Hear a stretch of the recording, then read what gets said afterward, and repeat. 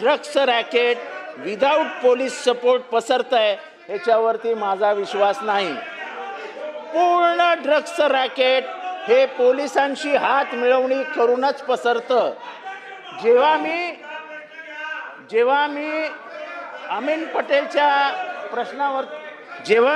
पटेलच्या प्रश्नावरती बोललो, साहेब senior officer म्हणजे police स्टेशनचा सिनियर इन्स्पेक्टर, याला जोपर्यंत तुम्ही जबाबदार धरत नाही याच्यात काही होऊ शकत नाही.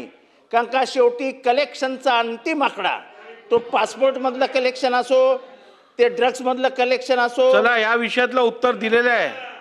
ऐका ना, तुम्हाला सिनियर PIला जबाबदार धरून जोपर्यंत तुम्ही त्यांना घरी बसवत नाही तोपर्यंत ही परिस्थिती सुधारणार नाही.